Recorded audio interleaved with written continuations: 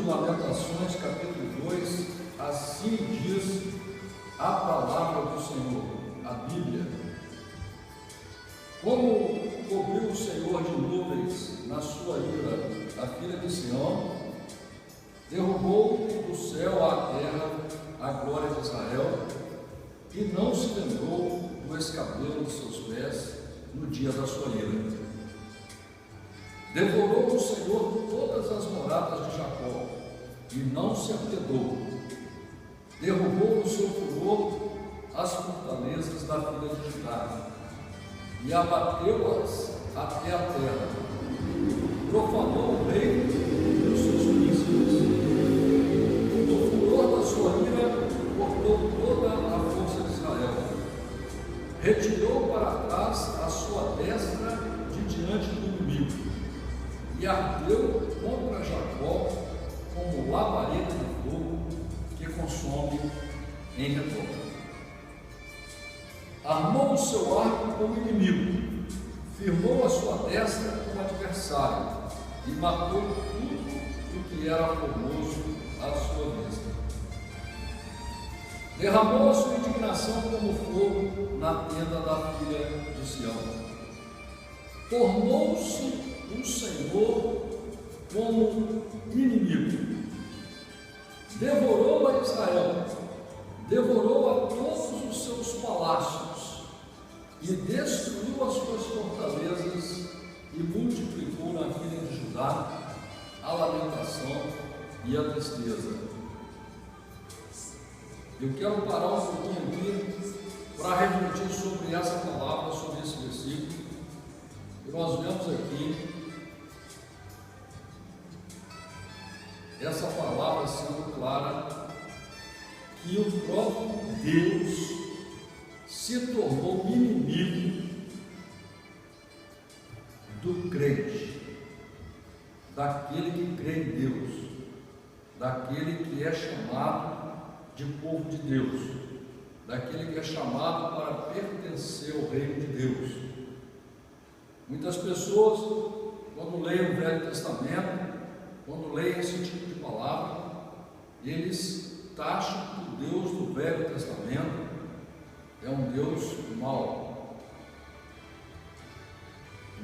E hoje a igreja moderna prega a graça, prega o Novo Testamento para comprar os fiéis com apenas a graça, mas prega o Velho Testamento para receber o dízimo.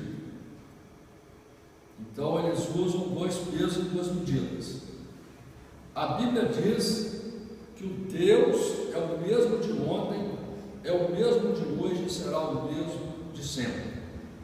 Deus é justo. A Bíblia vai nos relatar aqui uma história que esse povo, chamado por Deus, como eu, como você, que somos chamados por Deus, não aceitam a palavra de Deus, não aceitam lutar contra o seu próprio temperamento, contra o seu próprio gênio, não aceitam lutar contra essa sociedade que, desde que o homem está aqui na terra, é uma sociedade corrompida. Nós vemos já no início da humanidade um irmão matando o outro por inveja. Nós vemos durante toda a história da humanidade o homem querendo se apossar do outro, o homem querendo governar o outro através do poder político, através da religião, através do poder financeiro. E nós não vimos até hoje uma mudança na sociedade, uma mudança na humanidade, desde que o homem está aqui na Terra. A única mudança que nós vimos até hoje aqui na Terra foi daquele que entregou o seu coração, a sua vida, o seu pensamento para Deus e que foi transformado pelo Evangelho, aquele que aceitou os mandamentos, os estatutos e o juízo de Deus. E esse povo aqui paga um preço altíssimo porque eles não aceitaram os mandamentos de Deus. Nós devemos lembrar que a Bíblia nos conta a história de um povo que foi tirado do Egito, um povo que era o povo de Deus, que inclusive achava que Deus era só deles, um povo que Deus andava com eles de dia e de noite, um povo que Deus abriu o mar para que eles não fossem vencidos pelo inimigo e voltassem à escravidão, um povo que alimentou eles, um Deus que alimentou eles, um Deus que deu água quando faltou água, que deu comida quando faltou comida, que protegia eles do frio, do calor, um Deus que ensinou a eles como ser um ser humano e como ser uma pessoa melhor, e deu a oportunidade a eles de pertencerem a um reino maravilhoso, que é o reino de Deus, que sempre esteve vivo e atuando sobre a vida daqueles que o temem, o respeitam e seguem os seus mandamentos. E esse povo que foi tirado lá do Egito, mesmo Deus andando com eles, em um só dia o anjo do Senhor matou 70.000 pessoas. Em outro dia Deus matou 23.000 pessoas. A família de Coré desobedeceu o mandamento do Senhor e a família toda foi morta. Aí o povo vê esses pastores aí, que só pensam em ganhar dinheiro, em lucrar com o reino de Deus, só pensam em ser empresários do reino de Deus, pregando essa graça mentirosa que está aí. Eles dizem que isso aconteceu no Velho Testamento, que depois que você aceita Jesus, daí acabou. Jesus levou os seus pecados, levou as suas dores, agora tudo está maravilhoso, você vai direto para o céu. Tá? Você piscou o olho, aceitou Jesus, você está no céu. Isso é mentira, porque no Novo Testamento, se você ler o livro de Atos, você vai ver que Ananias e Safira, que eram servos de Deus, andavam com o apóstolo Pedro, andavam com os discípulos, eles resolvem fazer uma aliança em torno da igreja, e Ananias e Safira mentem para um servo de Deus e são mortos por Deus. Não foi nem o homem que matou eles, o próprio Deus matou eles. Porque Deus é justo, porque Deus é perfeito, porque Deus é santo.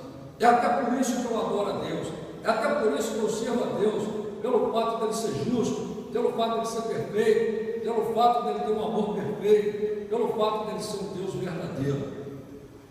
Porque o que me aborrece aqui na terra, o que me aborrece na humanidade, é essa injustiça, é esse pensamento medíocre de todo mundo fingindo que é bom, todo mundo fingindo que é justo,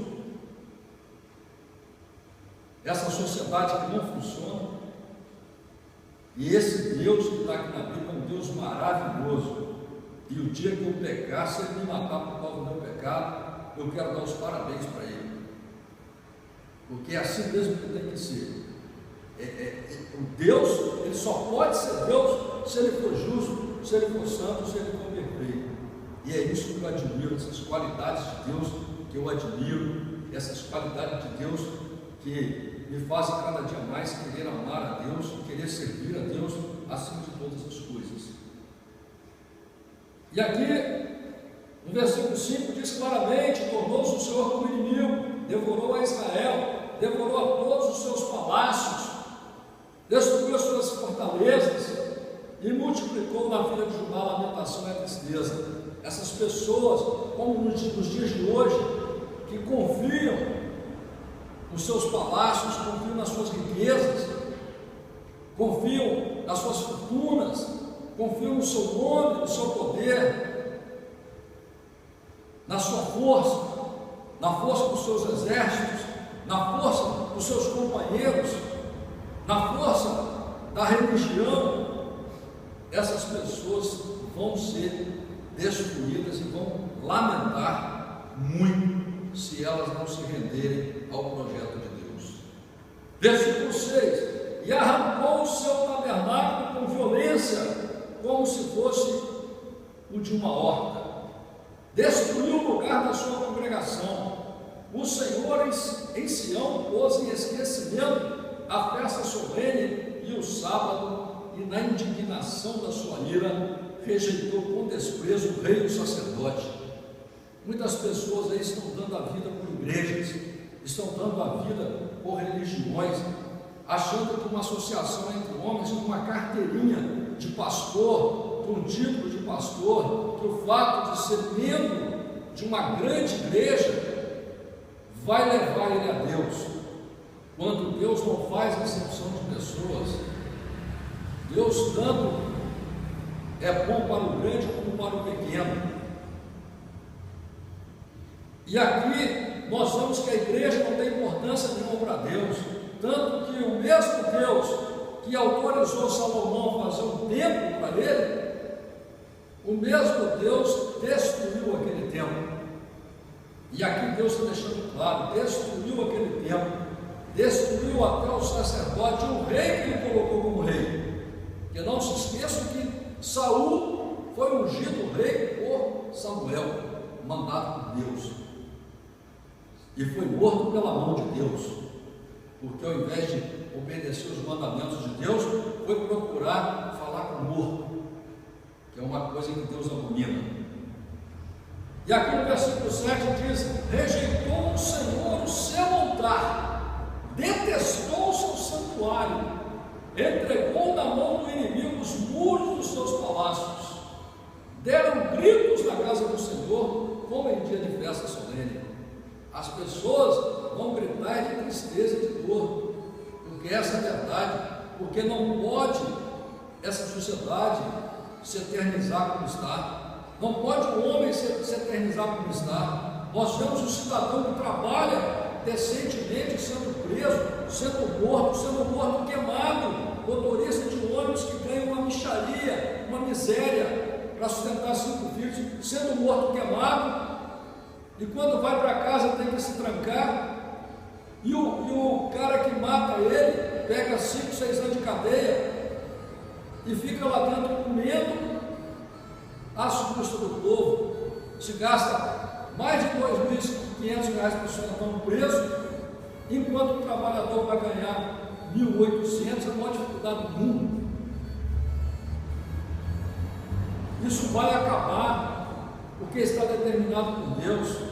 A injustiça não vai ser eterna aqui na terra, e no céu não existe justiça, mas na terra e na vida do homem a injustiça vai acabar, porque Deus vai acabar com a injustiça e com o injusto. Deus é Deus do justo. Versículo 8: intentou o Senhor destruir o muro da filha de Sião, estendeu o cordel sobre ele, não retirou a sua mão destruidora, fez gemer o monte muro e o muro. Então estão eles juntamente enfraquecidos. As suas portas caíram por terra, ele destruiu e quebrou os seus ferrolhos. O seu rei e os seus príncipes estão entre os gentios, onde não há lei, nem os seus profetas acham visão alguma do Senhor.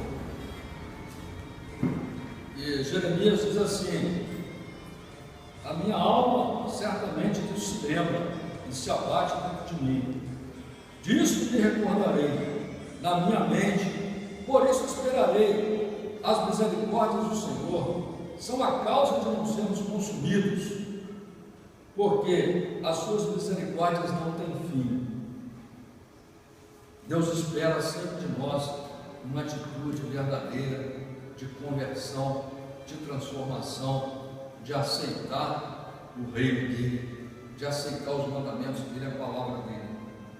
E diz lá no versículo 23: novas são cada manhã, grande é a tua fidelidade. A minha porção é o Senhor, diz a minha alma, portanto esperarei nele. Bom é o Senhor para os que esperam por ele, para a alma que o busca. Então aqui Deus deixa claro, Deus é bom para aquele que espera nele, que tudo confia que Deus vai resolver, que Deus vai fazer, que entrega a sua vida, o seu futuro, o seu coração para Deus e busca Deus. Versículo 26: bom é ter esperança e aguardar em silêncio, com perseverança, com fé, a salvação do Senhor. Bom é para o homem suportar o jugo na sua mocidade, porque muitas vezes o jovem tem dificuldade para amar a Deus, para servir a Deus, porque o jovem tem muitos desejos materiais, carnais, muita ansiedade. Ele acha que não vai morrer, ele acha que não vai envelhecer, ele acha que ele vai viver 500 anos. E como ele tem muita força, muita saúde, tem muitos sonhos e muita certeza de que tudo vai dar certo, ele não se submete aos mandamentos de Deus, ao juízo de Deus. Mas aqui diz a palavra do Senhor que bom é para o homem suportar o jugo na sua mocidade. Assente-se solitário e fica em silêncio, porquanto Deus o pôs sobre ele. Põe a sua boca no pó, talvez ainda haja esperança. Dê a sua face ao teu fere, farte-se de afronta, pois o Senhor não rejeitará para sempre. Deus não vai aceitar essa injustiça, essa calamidade para sempre. Pois ainda que entristeça alguém, usará de compaixão, segundo a grandeza das suas misericórdias, porque não aflige nem entristece de bom grado aos filhos dos homens. Pisar debaixo dos seus pés a todos os presos da terra, perverter o direito do homem perante a face do Altíssimo, subverter o homem no seu pleito, não o veria o Senhor? Deus está vendo tudo isso que está acontecendo, toda a injustiça que é feita a você, toda a injustiça que é feita ao homem. Deus está vendo aqui, diz claramente. Você acha que você perverteu o direito do homem perante a face do Altíssimo? Você acha que Deus não está vendo? Subverteu o homem no seu pleito, não veria o Senhor? Quem é aquele que diz, e assim acontece quando o Senhor não mande? Porventura da boca do Altíssimo não sai tanto mal como bem? Olha aqui, Deus vai julgar, Deus vai ser bom para aqueles que temem a Ele, que respeitam e que aceitam os seus mandamentos, para aqueles que não aceitam a sua bondade, a sua maldade, a sua iniquidade, e busca todo dia ser melhor e viver segundo a palavra de Deus. Versículo 39: de quem se queixa, pois, o homem vivente? Queixe-se cada um dos seus pecados.